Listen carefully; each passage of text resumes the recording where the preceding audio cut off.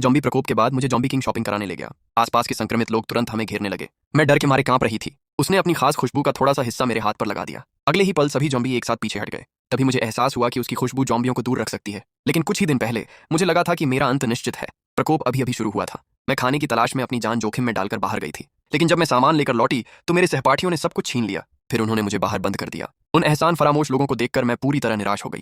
मैंने जानबूझकर शोर किया और पास के ज़ॉम्बियों को अपनी ओर आकर्षित कर लिया। जैसे ही मैं चारों तरफ से घिर गई, एक रहस्यमयी आदमी अचानक प्रकट हुआ। उसने आसानी से सभी ज़ॉम्बियों को हटा दिया और मुझे सुरक्षित जगह पर ले गया। लेकिन जब मैंने उसका चेहरा देखा तो पता चला कि वह भी एक ज़ॉम्बी था। मैं घबराकर छूटने की कोशिश करने लगी। डर के कारण मैंने गलती से उसे नाराज कर दिया। वह मुझे उठाकर अपने घर ले गया। मुझे लगा था कि वह मुझे मार डालेगा, लेकिन उसने ऐसा नहीं किया। उसने कहा कि वह चाहता है कि मैं उसके लिए खाना बनाऊं। घर में केवल इंस्टेंट नूडल्स थे। उसने भौहें सिकोड़ते हुए कहा कि उसे इससे बेहतर खाना चाहिए। फिर वह मुझे सामग्री ढूंढने के लिए सुपरमार्केट ले गया। खाने से भरी अलमारियां देखकर मैं बहुत खुश हो गई। शॉपिंग करते समय मैंने उससे उसका नाम पूछा, लेकिन नाम सुनने के बाद भी मुझे याद नहीं आया कि मैं उससे कभी मिली हूं। बहुत बाद में मुझे सच्चाई पता चली। वह पिछले 10 वर्षों से चुपचाप मुझे पसंद करता था। जॉम्बी बनने के बाद भी वह मुझे नहीं भूला था। मैंने शॉपिंग कार्ट को पूरी तरह भर लिया और फिर कुछ रोजमर्रा की जरूरत का सामान लेने चली गई। तभी मेरी मुलाकात अपने एक्स बॉयफ्रेंड से हुई, जिसने मुश्किल समय में मेरा साथ छोड़ दिया था।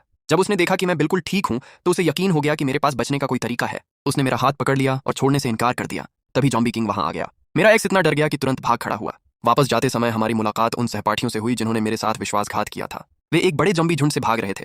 मुझे उन पर तरस आ गया, इसलिए मैंने उससे उन्हें बचाने के लिए कहा। लेकिन जैसे ही वे गाड़ी में चढ़े, उन्होंने मुझे एक कोने में धक्का दे दिया। एक भी व्यक्ति ने मुझे धन्यवाद नहीं कहा। फिर उन्हें एहसास हुआ कि उनके बगल में बैठा व्यक्ति एक जॉम्बी है। सभी घबरा गए। उसी समय अचानक एक टायर फट गया। ज्यादा से ज्यादा जॉम्बी हमारी ओर आने लगे। खुद को बचाने के लिए उन्होंने किसी एक को बलि के रूप में देने का फैसला किया। इससे पहले कि मैं कुछ समझ पाती, उन्होंने मुझे गाड़ी से बाहर धक्का दे दिया। अगले ही पल अनगिनत जॉम्बी मेरी ओर दौड़ पड़े और गाड़ी के अंदर बैठा जॉम्बी किंग गुस्से से आग बबूला हो उठा।